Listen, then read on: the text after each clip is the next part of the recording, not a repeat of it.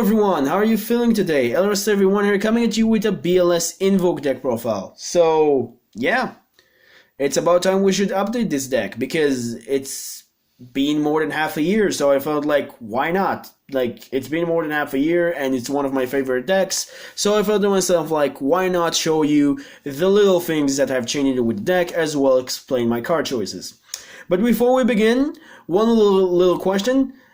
Have you watched the first episode of the Let's Play of Squishy Prime playing Duel Links? Because if you haven't, go watch it out and help support the series because we want to give you more, episodes of the series and just give you a lot of different kind of content. And the more that you're supporting different kind of content, the more different things I will be able to give you guys with the team and also by myself, as well as the more the channel will grow. You know, the general thing, the more the channel will grow, I will able to give you more. But that's pretty much it for the quick message, and without further ado, let's get started. And also, if you're really interested in that, I will leave it at the end slate of the video, so you wouldn't have to go search it in my channel. So to start things off, we're gonna start with 3 copies of the Blockbuster Soldier Super Soldier, 1 original Blockbuster Soldier, and then 1 Envoy of the Beginning. Nothing has changed in this lineup. I still think this is the best lineup because, this card can only be special summoned once per turn, but it's the best one out of the 2 rituals. But you still need this one because, like I said, it can only be special summoned once per turn, and if your opponent negate that or just getting rid of it, you need a contingency plan. English is not my stronger language. Anyway, that's a really weird word for me to say. And also, 1 copy of BLS, the original one, and not the original one, the Envoy of the Beginning. You only need 1 because I felt like it's kind of cloggy by playing multiples in this particular kind of deck. In pure BLS, I would say play 2, if not even 3, because I think it's unlimited now. But in this particular variant, I think more than 1 is actually kind of not that good. But that pretty much does it for the big soldiers. Now we'll move on to the mini soldiers.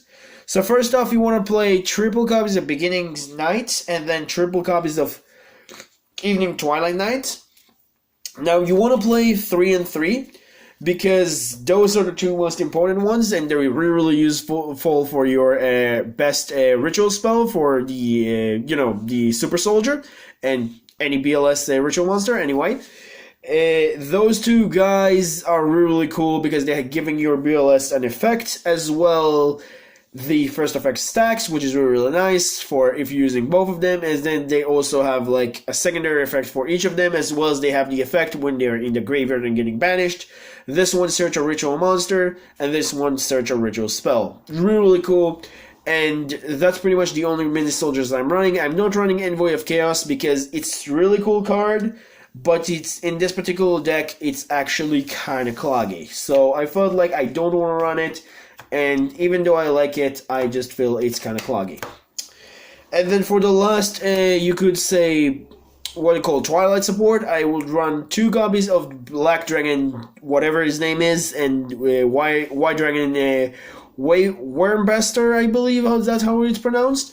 But anyway, those 2 cards are really cool because this banish a light special summon, this one banish a dark special summon. Of course, you can only use each of their effects once per turn, but when they're sent to the graveyard, search their counterpart, which is really cool and very, very convenient for link plays. So that's really nice, and you want to run 2 and 2 in my opinion because you want to see one of them in your opening hand because, like I said, they're really important and really cool.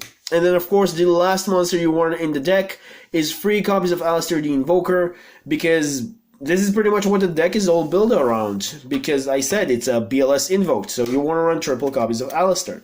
No hand traps, though, because I felt to myself hand traps really getting problematically cloggy in this deck specifically, so that's why I haven't decided to run no hand traps, and that pretty much does it for the monsters, of course. So now we'll move on to the spells. So first off, you want to run triple copies of the Super Soldier Synthesis, which is the best ritual spell in the deck because it can also ritual summon from the hand and graveyard, and then ritual summon with 1 monster in the hand and 1 ritual not ritual monster, 1 monster in the hand and 1 monster in the deck. 1 has to be dark and 1 has to be light, and both of their levels combined supposed to be 8 and not more than that, which is really, really important to remember. And I'm also running one copy of Super Soldier Ritual, which is the second ritual spell in the deck that I'm running, in the worst one. And the reason why I'm running this one as well is the same reason that I'm running the original Blackluster Soldier, because sometimes this one get negated and it's a harder once per turn, so you need kind of a different plan to kind of continue your plays. And then the last summoning spell, of course, is triple copies of Invocation, because it's working with your Alistair. Not triple, double, my apologies, but double copies of Invocation because it's working with your Alistair, and you need to play at least 2, in my opinion, to like make a good Invoke deck. And then for the field spells, which is the next aspect of the deck, I'm running 2 copies of Magical Meltdown, 2 copies of Gateway to Chaos, which is a few months ago already got arrived in the mail. I believe it was like 2 months after I uploaded that deck profile, which was, of course, like half a year ago. And then, of course, I'm still running 2 copies of Terraforming. I still thinking that this lineup should not change, because both of these field spells are hard once per turn. You want to search them, but you don't want to have way too much multiple copies in your hand. So I felt to myself like 2, 2, and 2 is still the perfect ratio, and in my opinion, like, it still is. Like, if you want to run different variant, go right ahead, but like I said, I believe this is the perfect ratio. And now for the draw part that I'm running is triple copies of Allure Darkness and then double copies of Trade-In.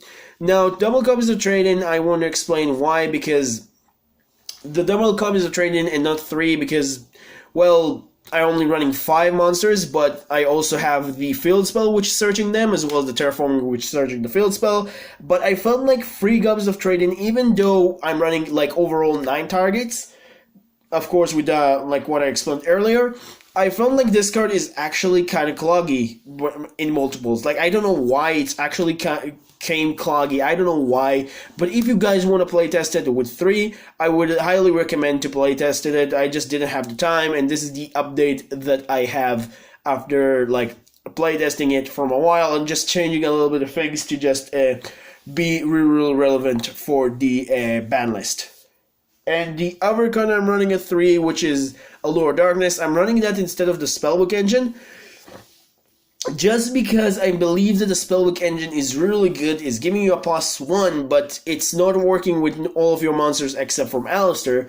As well, you need to normal summon before you activate its effect as well as it's also getting rid of the monster on the board, which actually kind of important if you want to go to link plays, to Xyz plays, to any kind of plays that more than that. I might actually change it to Spellbook Engine in the future, but for the time being, I actually find this card really useful, more than playing the Spellbook Engine, but of course, it's totally up to you. You can do whatever you want.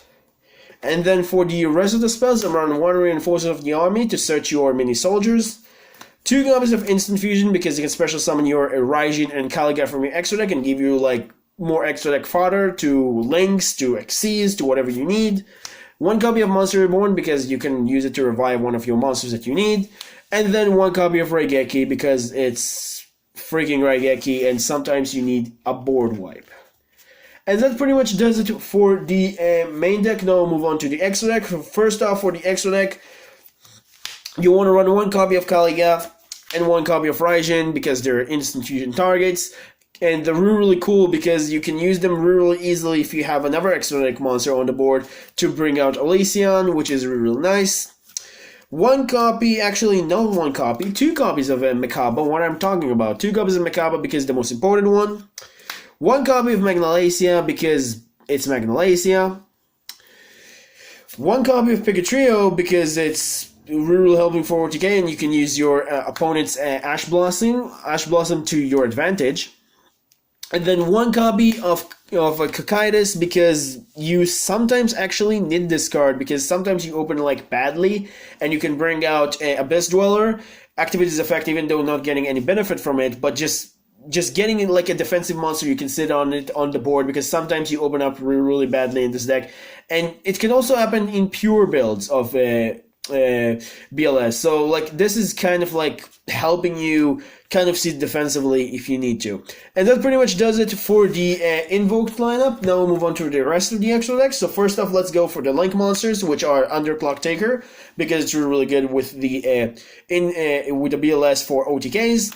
One copy of Decon Talker because I think it's still a really, really relevant Link monster, even though some people actually started disagreeing with me.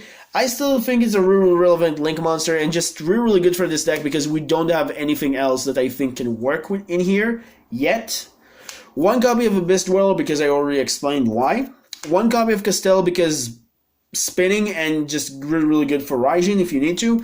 One copy of Crooked Cook if my opponent don't have Ash Blossom, but if you do not want it for your Purgatrio, you can run anything else that you wish, or just don't run it at all. Any fire in the extra deck, but I actually found it up really, really useful.